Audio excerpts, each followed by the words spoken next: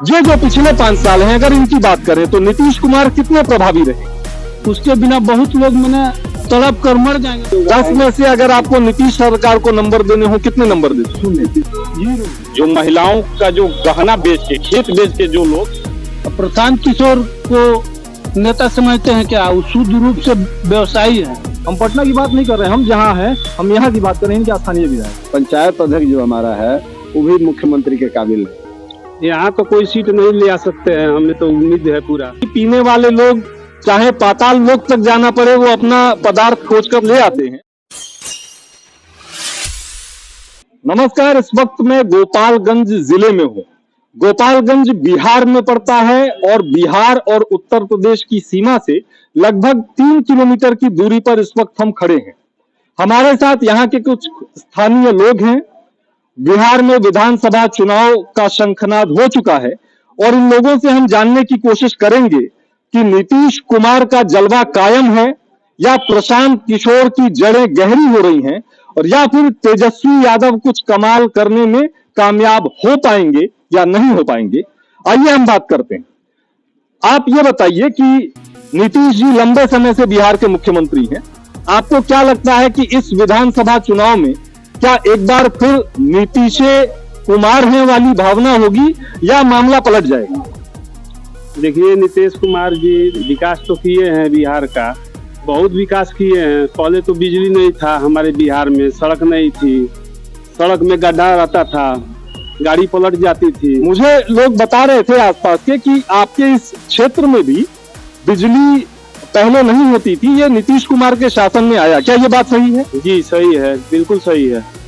तो नीतीश जी ने आपको बिजली दिया? जी, रोड दिए, और क्या फायदे हुए नीतीश शासन बिजली दिए, रोड दिए, बिजली दिए, रोड दिए, और शासन प्रशासन जो हुआ टाइट हुआ, चोरी चमारी खत्म हुआ हमारे बिहार के अंदर। अपराध पे लगाम लगा है, क्या लगता है आपको? दुनिया जानता है कि 2005 से पहले क्या था, अभी क्या है। लेकिन तेजस्वी जी भी काफी जोर लगा रहे हैं और बहुत से लोगों का ये कहना है कि हो सकता है कि इस बार तेजस्वी कुछ कमाल करने में कामयाब हो जाए। उनके पास कोई विजन नहीं है और उन्होंने विपक्ष की भूमिका में जो जो मांग किए उससे आगे बढ़कर हमारी एनडीए सरकार ने और नीतीश कुमार के सरकार ने, मोदी जी की सरकार ने सारे कामों को पूरा किया है। और जितना सोचते हैं कहीं उससे दूर हमारी पार्टी और एनडीए सरकार सोचती है। इस वक्त प्रशांत किशोर भी काफी बिहार में जोर लगा रहे हैं। लगभग 3 साल हो गए प्रशांत किशोर बिहार में जमे हुए हैं और सीधे शब्दों में कहें तो नीतीश कुमार की सरकार को, एनडीए सरकार को उखाड़ने में लगे हुए हैं। आपको क्या लगता है इसमें प्रशांत किशोर को कितनी कामयाबी मिल पाएगी? प्रशांत किशोर को कहाँ कामयाबी मिलने वाली है? वो तो अरविंद केजरीवाल के तर्ज पे बिहार पे आए हुए हैं और लोगों को झूठा जो र्यूमर है उसको फैला रहे हैं कि एनडीए सरकार ने नहीं किया, वो नहीं किया, अभी भी विकास रुका हुआ है बिहार में। लेकिन ऐसा कुछ नहीं है। सभी को पता है कि जब से एनडीए 2005 के बाद जैसे मतलब बिहार विकसित बिहार बनने के पथ पे आगे गतिशील हुआ है, वैसा पहले कुछ नहीं था यहाँ पे। नीतीश कुमार जी ने एक समय विकास पुरुष की उनकी छवि थी, लेकिन पिछले जो 5 साल गुजरे हैं, क्योंकि जनता तो हर बार कसौटी पे आपको कसती है। डॉक्टर राम मनोहर लोहिया कहते भी थे कि जिंदा कौमें 5 साल तक इंतजार नहीं करती, लेकिन लोकतंत्र में आमतौर से 5 साल इंतजार करना ही होता है सत्ता को बदलने के लिए। ये जो पिछले 5 साल हैं, अगर इनकी बात करें तो नीतीश कुमार कितने प्रभावी रहे?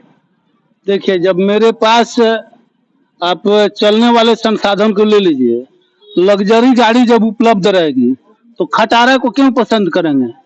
लग्जरी गाड़ी कौन है, नीतीश है या तेजस्वी है? नीतीश कुमार हैं, नीतीश कुमार हैं। उनसे तुलना क्या है तेजस्वी यादव से? नीतीश कुमार का कोई तुलना नहीं है। जो भाजपा के सहयोगी दल होते हैं उनको एक खतरा और लगता है। जैसे बिहार में ही एक चर्चा चलती है कि भाजपा कब तक ये टीम बी बनी रहेगी या जूनियर पार्टी रहेगी, भाजपा का अपना मुख्यमंत्री कब आएगा, इस विषय पे क्या कहना है?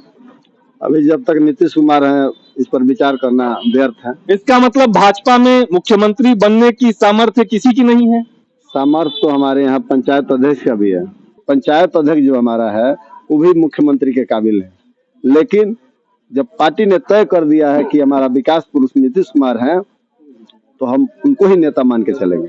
सबसे चीजें गरीबी हटाएं, मोदी जी से वही सरकार थे और वही रहेंगे।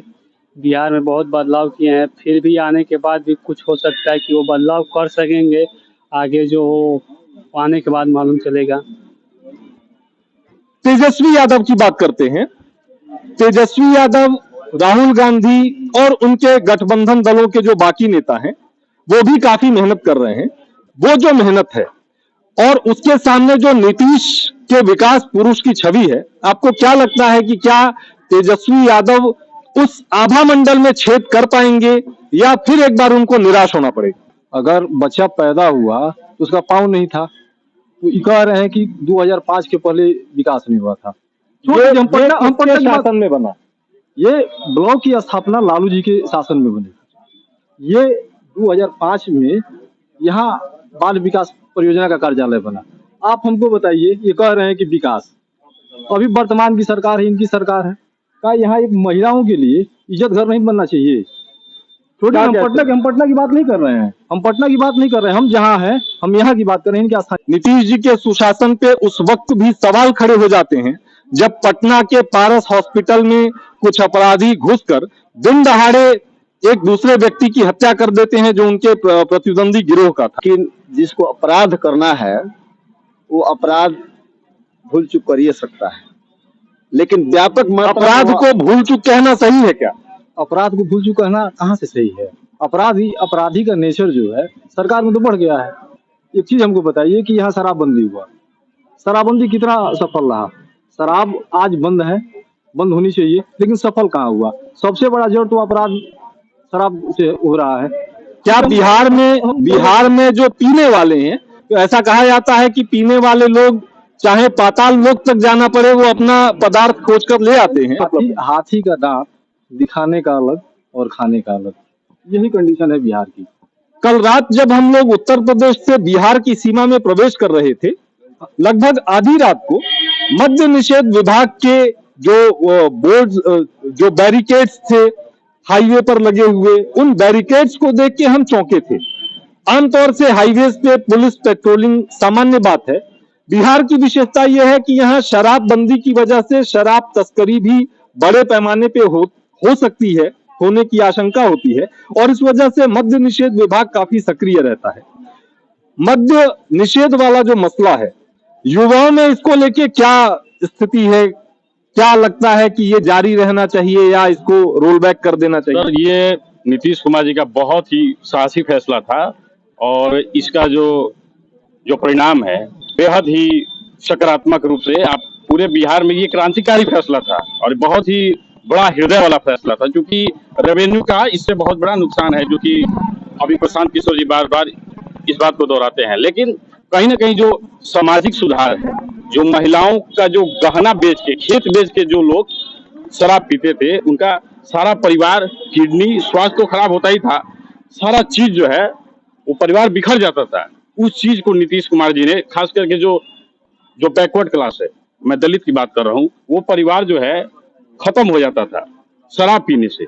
बहुत बड़ा बदलाव हुआ है और आने वाले समय में नीतीश जी के नेतृत्व में फिर से एनडीए की सरकार बनेगी। राहुल गांधी जी की तर्ज पे बिहार में प्रशांत किशोर ने भी बम फोड़ा।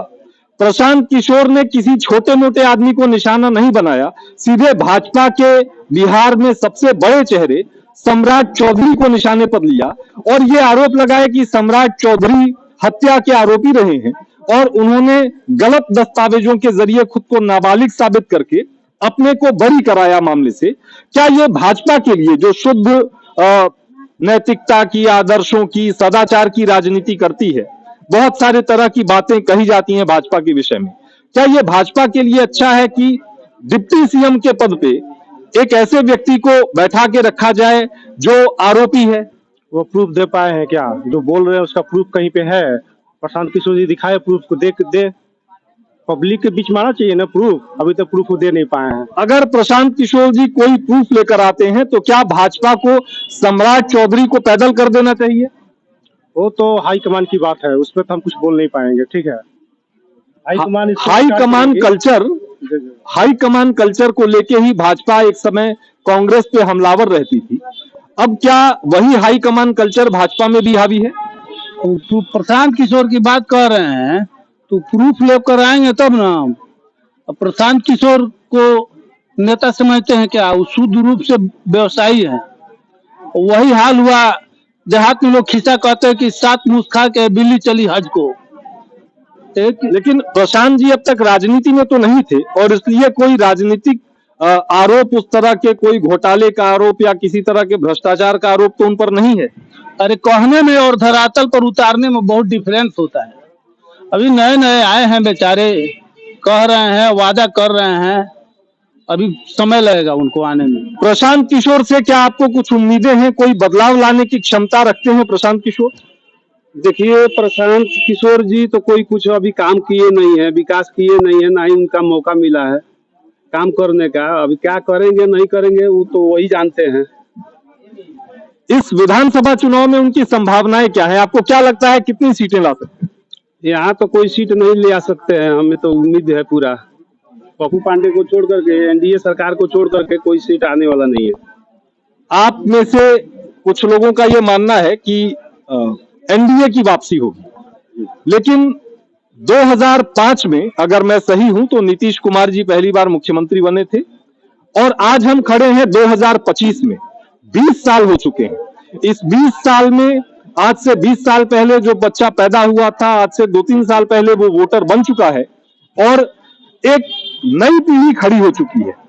क्या वो नई पीढ़ी उसी नैरेटिव के साथ जाएगी या युवा चेहरे तेजस्वी या प्रशांत किशोर पर दांव लगाएगी? बदलाव, युवा बदलाव के चक्कर में है, क्योंकि बदलाव इसलिए है कि नौकरी, हम लोग युवा हैं। क्या नीतीश जी नौकरी दे पाए? अभी कहाँ दे पाएंगे, नौकरी कहाँ दे पा रहे हैं वो। भ्रष्टाचार के मामले में कैसा रहा रिकॉर्ड? अभी तो 1 नंबर में जा रहे हैं। अच्छा या खराब? 1 नंबर में भ्रष्टाचार में जा रहे हैं।